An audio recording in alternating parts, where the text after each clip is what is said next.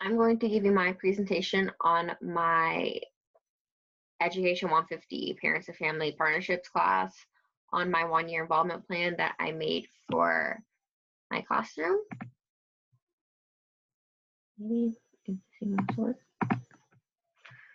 So from the beginning, this is my final, and so we're going to start with the fall season, which I chose about 3 months for every season except for the very last one, which you'll see why. So the very first one I chose was fall, which was September, October, and November. And for September, I would like to just start with like an easy, like simple open house for everybody and have all of the kids and the families come in together at night.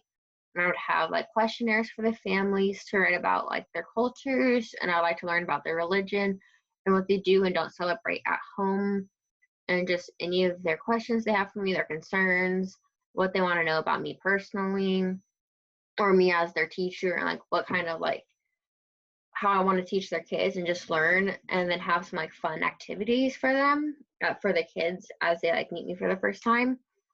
And then for October, I would do like a fall festival where we decorate pumpkins together, and I would teach them like about the guts within the pumpkins, like how to take them out, get like the stringy guts away from the seeds, and then like you can make like pumpkin seeds out of them, and like learn that, teach it in like a scientific way, so like they learn something besides just decorating pumpkins for fun. They actually get something out of it. And to help with the pumpkins, I would try to send out emails to volunteers of the parents to help us in the class to supervise, because they are cutting into pumpkins, and so they're going to need supervision for cutting and probably help depending on the grade you do. And then finally for my fall is November, which I would do like a Friendsgiving where like they can all bring something to eat or to share. And we will also together during our lunch period in the classroom, and we can watch like a fall movie together or a fall episode. And then just brings everybody together, and it shows them that like when you're at a normal Thanksgiving, you all share meals. And then so I would do that within the classroom to show them that we're going to be like a miniature family in a way, but with all their friends. And then I would inform parents in advance of the Friendsgiving so that they can be prepared and not be shocked when their kids come home asking like to bring something for the day. And I would have signups to help with the serving of the food in case things need to be helped served, or if it's just like bite-sized foods, then have them just supervising, make sure everything goes well, and then tell them like what foods, ask them what foods they're going to be bringing, and then like if I need to bring a certain food, I can. This is for November. And then our open house where we welcome the families. And then our decorating the pumpkins.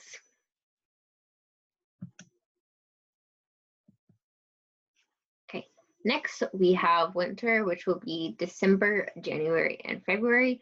So in December, I would try and celebrate and learn about different religions or holiday traditions within my classroom, except for Christmas. I know that sounds like a little crazy, a teacher not doing Christmas within the classroom, but I just think I am a Christian, and coming from a classroom where we've only done Christmas, I just thought for once it'd be nice to teach them about holiday traditions around them, like Hanukkah, Kwanzaa, and all the other traditions that are celebrated that aren't Christmas, so they can learn about the different cultures and different traditions around them and the traditions and cultures of their friends in the classroom.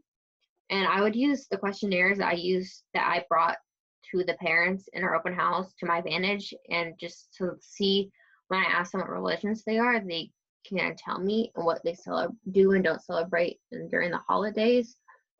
And I would make a list of what I want to touch on and inform the parents of what I am wanting to do, and just give them the heads up of like, I'm teaching your kids this, I hope you're okay with it, and make sure they are all okay with it. For January, I would teach them about the new year and like what the new year means of having new changes, having like a fresh start to the year, but also teach them about Chinese New Year's because I think it'd be interesting. And I personally don't know anything about Chinese New Year, so it'd be beneficial to me as well. And then I would decorate the classrooms to reflect the Chinese New Year's. And then for the parents, I would send out papers to ask for volunteers to help decorate within the classroom and ask for helpers on if we decide to do or don't do activities on Chinese New Year's. If we did, I would ask for volunteers to help with the activities. And lastly, we have February, where I remember when I was in the first grade, we did a dress up day for Valentine's Day where my teacher had the long pieces of paper that you get from like the teacher's break room that you like fold or like cut off of like a big wheel for like posters. And she took like black, white, red, and pink and had all the boys and girls make dresses. And for boys, they would make like tuxes. For the boys, it'd be like white and black, and then for the girls, it'd be pink and red. And we'd wear them as dresses, and then she would have us decorate it however we wanted with markers, or she'd have like heart shapes cut out. I thought that was a great idea, and I still remember it to this day. And so I thought that'd be great to put that in my classroom to show them like not everything about Valentine's Day is about love, but it's about like friendships, and just have a day of just um, being with each other and eating great food. And then I also like to teach them about Black History Month because February is Black History Month.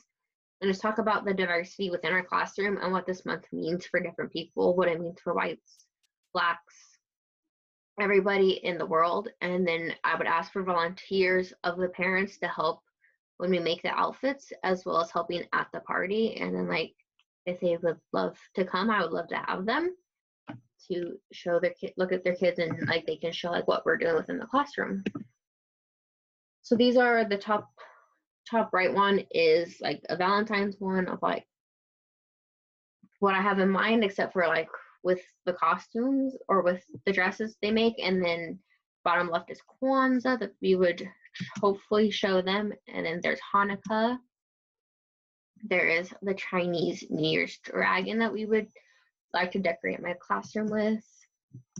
And then finally we have Black History Month and all the famous Black people within the world.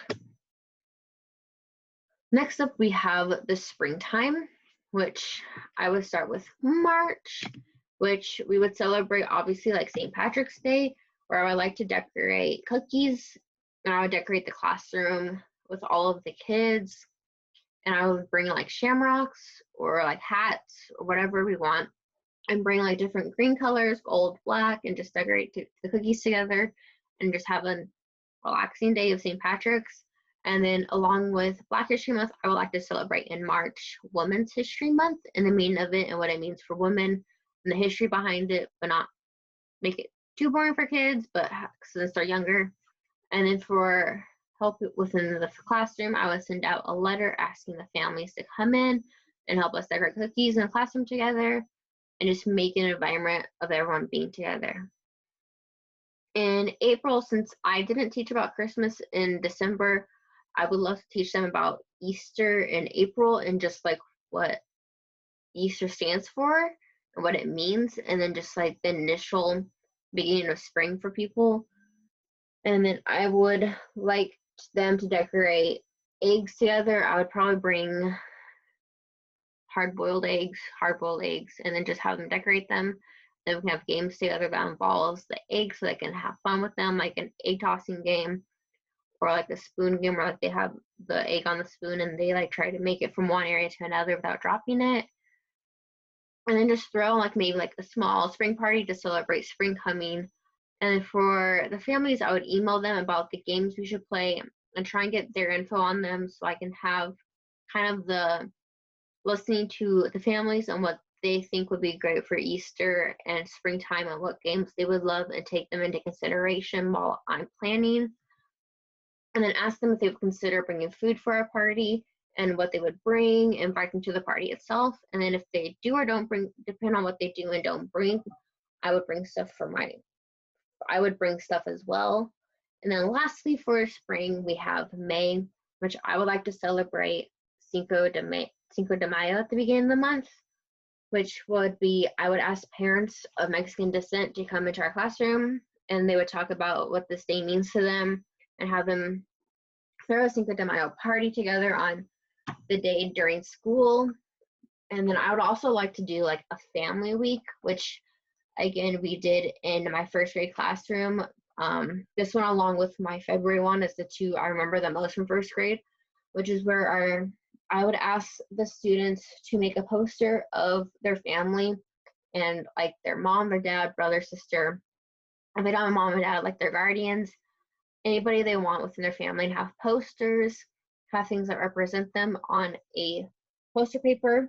And then I would do a sign up where I would have them bring one person that they resembles the most family to them, like their mom, their dad, their brother, their sister, their aunt, their uncle, their grandma, grandpa, and I'd have them come in for the day and stand there with the child as the child like presents the poster, and they can just talk about their family and where they came from and who all their family represents, like some of their favorite things, just so we can get to know them better and get to like meet their family.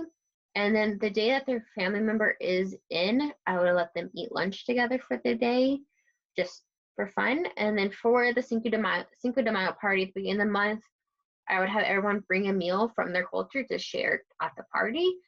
And then just so everyone gets a taste of every culture, and then inform the parents in a newsletter about the family week coming up, and to watch out for children, like asking them about making a poster and asking about them coming into the classroom.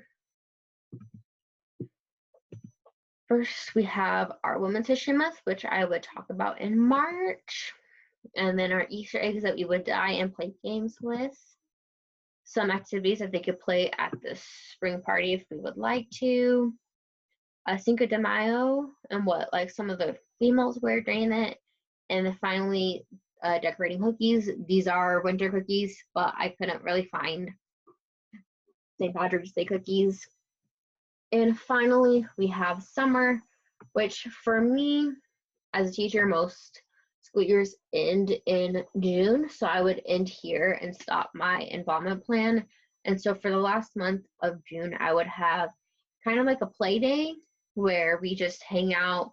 We talk about the end of the year and like how much their kids have grown and developed. And we would have a play day for the kids and the parents together to come in and just have fun. And I would have games for everyone to play together, the parents included. They can have fun and play games with the child, and then eat food together and celebrate the school year coming to an end. And then for parent involvement, I would send out a final newsletter, like thanking them for the great school year, but also like letting them know, like families asking them to bring a barbecue food or just any food that they would like for the play day, and ask for volunteers to help with games in case we decide to do multiple games at once, where like kids can decide what game to do at what time, and we can teach the parents before the kids come what the game is, so that when the kids do come, they can play the games together with the parents chaperoning them. And then that is my 1 year involvement plan of the kids, and I hope you enjoyed.